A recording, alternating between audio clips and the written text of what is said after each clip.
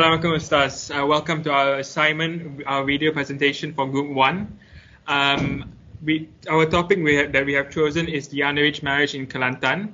We believe that it's a very serious issue pertaining to Islam and has caused outrage in the Muslim community here in Malaysia. We have decided to divide ourselves into two sides. Me, Halim, Shafi and Akid will be on the supporting side. The opposing side will be Faris, Noah and Harith. So I'll be starting first for the definition of marriage. For the supporting side, we believe that it is a union between two consensual adults, and the term adult, we believe, is anyone who has reached puberty is automatically labeled as an adult. So we believe they must and can be allowed to get married. The reason behind this, the first reason is that we believe that it will prevent zina. Marrying with two adults will prevent zina and avoid from an anak haram from ever being born. I'll be passing to Akid, my teammate. Akid. Thank you, Halim. Assalamualaikum Ustaz. My name is Akid and I'll continue the presentation. This is all based on Islam. For the second point, indeed, the Holy Quran, the source of all knowledge, does not state a specific legal age for marriage, but it guides us and provides various guidelines that we can follow to ensure that the marriage of two consensual adults will run smoothly. We're not saying that a girl of 9 years old man can be married to 41 years old man, which did happen a few years ago, which the Sharia Court of Kelantan rejected his status of marriage with the young girl and he was fined for the offence. What we are saying is that as long as both of them are mature enough, has reached puberty to consensual adults and has gone through all the appropriate steps with the Sharia courts, we will grant their marriage. And to further clarify the statement for the third point is that the marriage can only be consummated when the girl has reached the age of 16 years old and the man is of 18 years old. We would also like to say that Prophet Muhammad did got married with Aisha, who was at the time roughly around 6 years old, and our Prophet was around 50 years old. He consummated the marriage when she was 9 years old, and if you would compare the marriage laws in Kelantan, it is far stricter compared during the time of Prophet Muhammad. And for the last point, we strongly oppose the idea that we are promoting and allowing pedophiles to get married with young girls. Our goal in allowing underage marriage in Kelantan is to help, encourage, and allow all those who have a strong desire or lust to get married in Kelantan. This is in line with avoiding zina from spreading in Kelantan, which will have negative effects beyond words, which may collapse the Muslim Ummah in Kelantan. Next, I'll pass this presentation to my teammate Shafi. Thank you, Akid. So, what we are saying right now is the Muslim child marriage application statistics from the year 2013 and 2018 by states. From the table chart above, number 1 being Sarawak, number 2 being Kelantan, and number 3 being Sabah. The statistics above shows a total amount of child marriage including application from the year 2013 and 18 in these three states. However, the rate of child marriage from the year 1995 to 2010 shows that the amount of child marriage decreasing at a steady rate. The chart above shows the total number of child marriage in Malaysia and the decreasing amount from the year 2013 and 2018, with Sarawak, Kelantan and Sabah also contributing the most. So what is the causes of the decreasing of the child marriage? According to the statistics from the year 1995 to 2018, Kelantan's economy suffered a growth. Being a poor family, their parents married their daughter to a working man, reason being that they can release themselves from the burden of supporting their child, as feeding themselves' own stomach has been a tough times. This continue on to become a tradition in the state until it is normalized by their folks. I'll pass it to the opposing side. Okay, thank you, Shafi. Alright, so Assalamualaikum Ustaz, I'm Harith. So, in opposing to child marriage, it's true that the definition of marriage is among two consensual adults.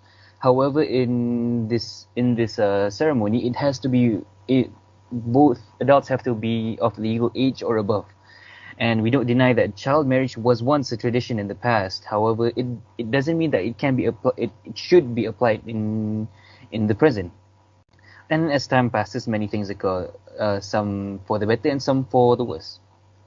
And what we strictly mean by this is the increasing cases of pedophilic activity over the years.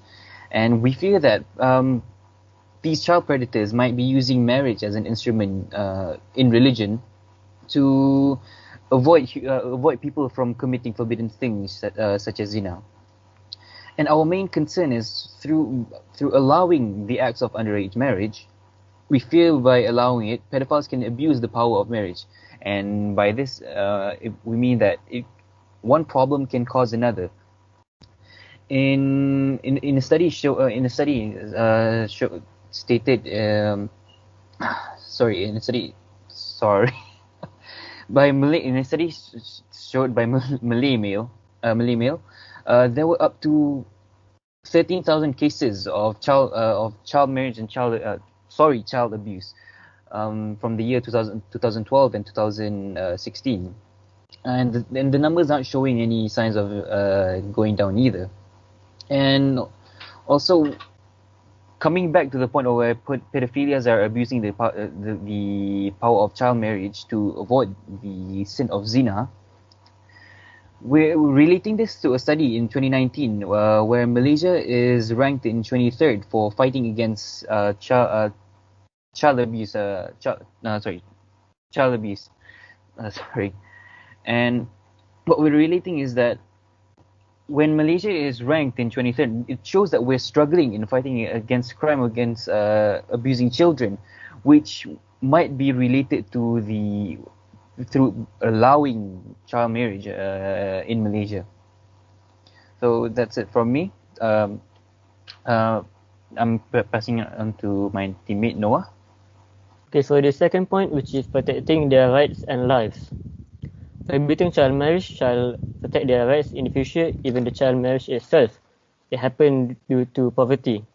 Poverty itself is a factor that contributes to underage marriage, and when this happens, the man will feel superior and he will feel like he has a right to be in control of his bride's life. And then the mother's childhood will be immediately put to an end, because being a housewife, surely she will have loads of responsibilities that basically a typical housewife holds. And it will inhibit her education, thus her job opportunities. And then minors are also at higher risk to die due to childbirth 5 times compared to the normal rate of an adult. Moving on to the next slide. The states with high percentage statistics of poverty will usually have high child marriage application, but in some cases it contradicts each other. For instance, such as Sarawak, the marriage is nearly 1,000 and the poverty is not as bad as compared to Sabah.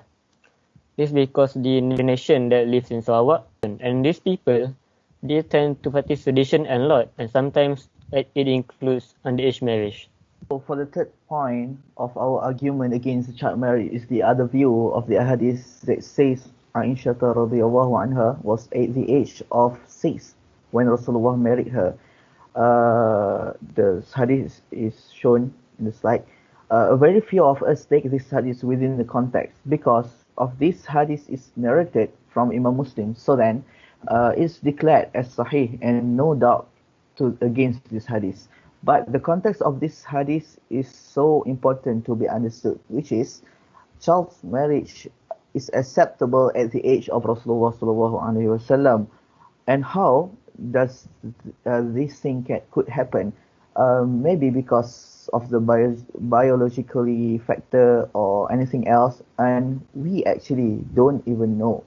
But what we do know, it was acceptable. The child marriage was acceptable at the age of Rasulullah. Why we could conclude that? Because if it wasn't a normal thing to marry a 6-year kid within Quraysh at that particular time, they must have put dirty words toward Rasulullah sallallahu alaihi wasallam, like pedophile or else, to embrace him and to stop his da'wah. As we know, Quraysh is so against the da'wah of Rasul, but they were not, and that's the proof that as the time changed, people changed, and the average age of a person could be married to anyone is also changed.